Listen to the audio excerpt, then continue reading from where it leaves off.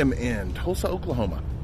So I'm just passing through, but I wanted to stop and give you guys a quick tour of one of my favorite classic movies that started out as a classic novel that was all written here and filmed here, and that is The Outsiders. It launched many huge Hollywood actors' careers: Patrick Swayze, Tom Cruise, C. Thomas Howell, Ralph Macchio, Emilio Estevez, one of his early roles. Just a lot of, Matt Dillon, a huge part of that movie. So it started out as a novel that was written right here and by S.E. Hinton, and then Francis Ford Coppola made it into a classic movie. It struck a chord with America's youth, watching the battle between the greasers and the Socs. The book is still in print, never has gone out of print. It's a very popular novel, and we're going to go see where it was made. It was written here, it was filmed here, and we're going to check it out. Let's travel. I'm Chris Bauer, and I am an art slinger. I travel around the U.S. selling artwork at comic and anime conventions, and while I'm there, I like to check out cool sites, eat great food, and see all the places my favorite movies and TV shows are made. Welcome to Sets, Streets, and Eats.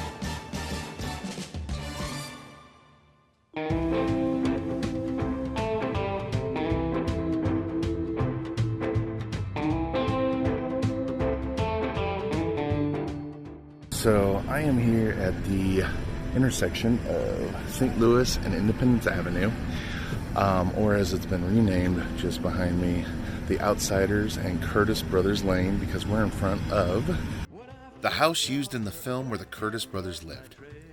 Ponyboy, Soda Pop, and Daryl Curtis, brought to life by C. Thomas Howell, Rob Lowe, and Patrick Swayze respectively, lived in this house, and their gang of associates used it as a home base of sorts. The house had multiple tenants after filming concluded and fell into disrepair over the years. Then in 2009, Danny Boy O'Connor, one-third of the hip-hop group House of Pain, was in town for a concert. Afterwards, he asked his taxi driver to take him to see the house from his favorite childhood movie.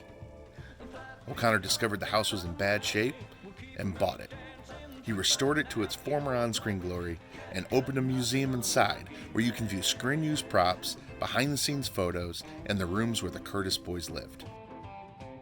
The house looks exactly the way it looked on screen, right down to the porch furniture and the exact same fencing gate. One of the most memorable scenes is the ones where the guys are getting amped up before the Rumble, and as they're leaving the house, I forget which character was doing the handstand on the fence. And then of course that truck was sitting right here that Tom Cruise does the backflip by right off of. What's really cool is they allow you to enter and take pictures on the front porch, even when they're closed. She's my kind of woman. I need her so. Yeah, my kind of woman. I can't let her go. 5 feet of dynamite will keep me dancing through the night. It's really cool how preserved it was, because even when he bought it, which was only 10 years ago, obviously it had been in disrepair for some time, but just some of the unique elements of this house are just still there. And the neighboring houses, they still look just about identical from 40 years ago. Can you imagine that? 40 years, hardly anything's changed right here. It's just really neat. Also, if you ever do the museum, they actually do a bus tour of the different locations like what we're doing now.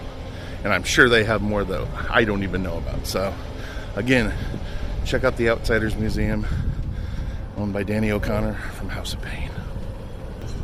So now we're going to go pretty close to here is Crutchfield Park. And that is where there's a couple of very pivotal scenes were filmed. So, let's do it. What do you think, Lil Yo? You want to go check out the park that they used in The Outsiders? I can't tell if you're nodding. You do?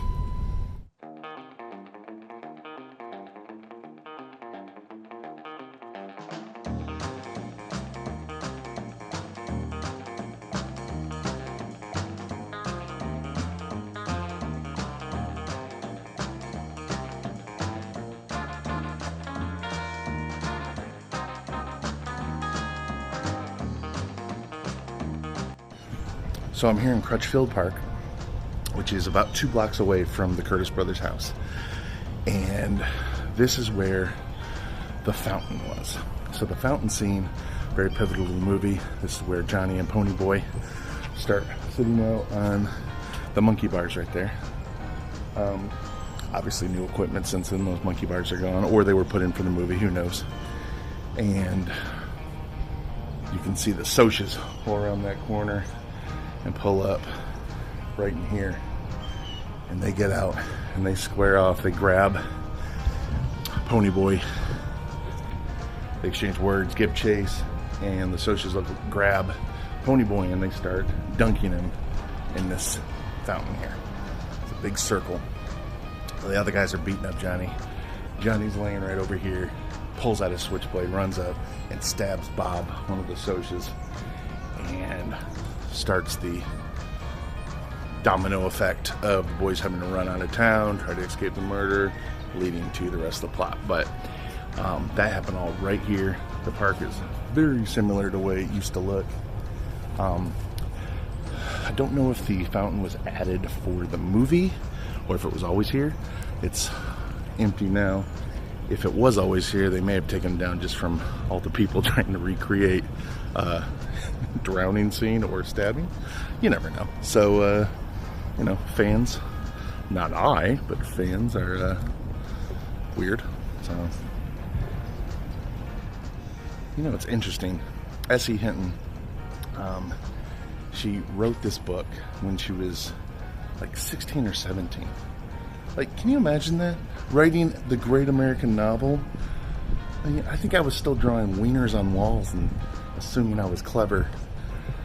That's amazing. The fandom for Outsiders has obviously never gone away. If anything, it's increased quite a bit as more generations of fans are born and made every day. I know there's still a lot of high schools that still have The Outsiders as required reading, which is awesome. It's really a snapshot into Americana, the 50s and 60s, kind of like American Graffiti was for car culture. Just kind of goes through the life of teenagers in certain cities and whatnot, and I just think it's really neat.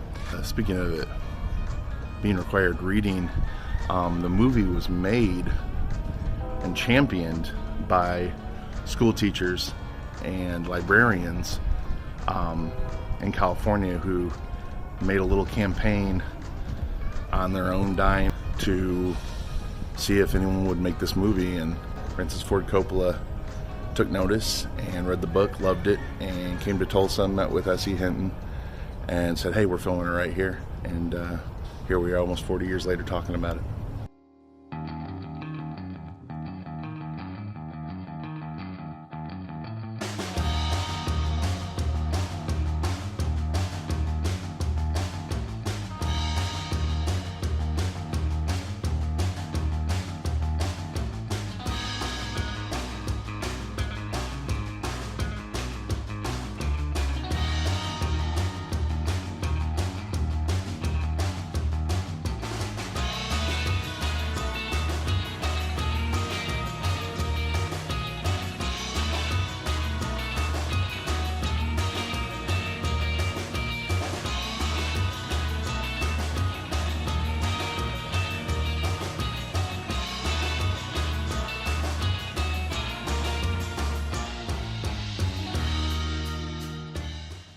The Admiral Twin Drive-In.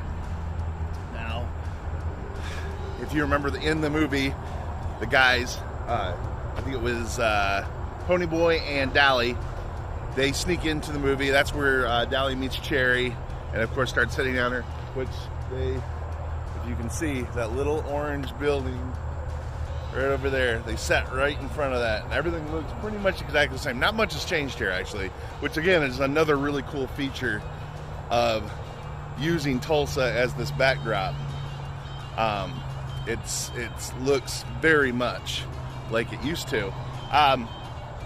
Anyway, it's still here, still in use, obviously. Probably just opened back up, given the movies that are on there. S.E. Hinton actually wrote that scene that's filmed here in the book based off of actually watching socias and greasers, you know, intermingle, and based off of a girl, a soc girl and guy having a fight, and her coming over and sitting in the chairs that were always sitting there instead of sitting in the car with her boyfriend. So again, Tulsa is such a pivotal part, or character I should say, of the story, that makes perfect sense that they would have filmed here just to get the authenticity right, and I believe it comes across on the screen. I'm sure you would agree.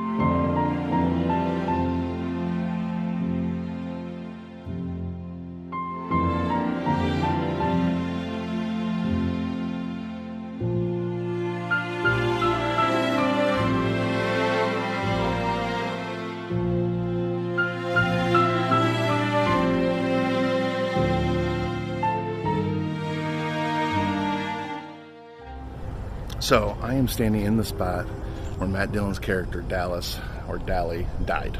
So if you remember during his big death scene, so this was at night, they had fog, you know, wafting on the ground. It was supposed to be, I mean, it was a very beautiful scene, cinematically at least. He comes running across there. That I'm sure they've changed the fence, but that ball diamond's always been there. 40 years ago it was still there. He runs right past that fence, and the police are coming from that direction, and they're shooting him, and he stumbles all the way across, falling down, gets over to here, and he dies right here. Now this used to be more of a hill. You can obviously tell they repaved it, but it was only in the last 10 years. Honestly, for almost 30 years, the roads, all the cracks, everything still matched. They built, this is a new facility for, I'm assuming, training. It doesn't look like it's entertainment, but I think when they rebuilt that, they had to repave these two roads. But that's the only thing different now, is they leveled this up a little bit and they paved it so that the hill's gone. But his death spot right here at the edge of Crutchfield Park, right here, and then all the guys were standing around, if you remember, crying, right in this spot as they stood over his body as the cops kind of closed in. So much of it looks exactly the same. It's pretty neat.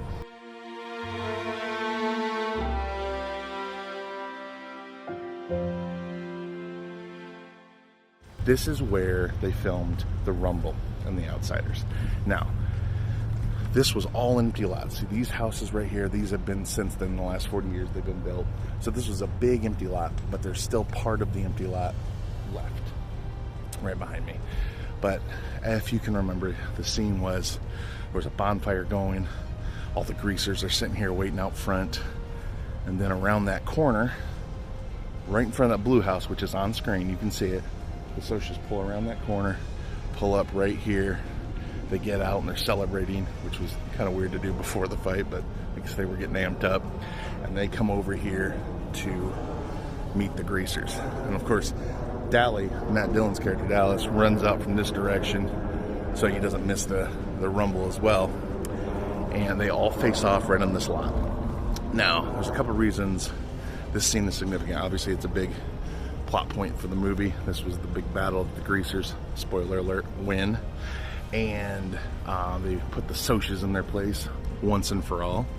But the other really cool story, and Rob Lowe talks about it in his autobiography, but Francis Ford Coppola, being the visionary that he was, he did a video feed so that he didn't have to be behind the camera out here when they were filming.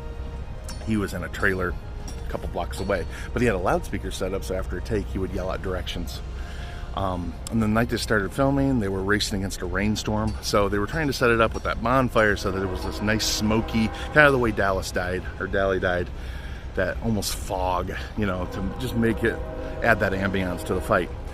And you can tell this in the movie, the fight choreography is real clunky at the beginning. And of course Coppola just wasn't liking what he was seeing, so they would do take after take after take. And they didn't beat the storm when the rain started. And that was one of those happy accidents you get in filmmaking, where the rain started and it looked amazing and it changed the whole dynamic of the fight. And you can even see it on screen. It goes from real clunky to these guys are just beating each other mercilessly. And of course Coppola loved it.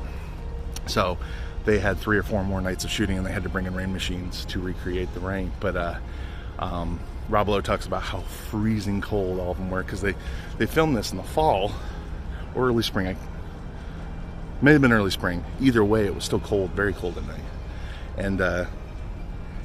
And you can see on some of the scenes, you can see the breath and just the steam coming off the guys as they would do take after take. But ended up being a huge scene for the film, and it was filmed right here. And that's movie history. Well, I hope you enjoyed this little trip down movie memory lane. I know I enjoyed seeing the locations from The Outsiders as well.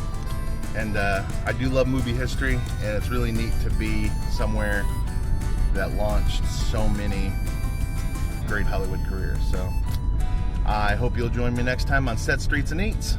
We'll see you on down the road.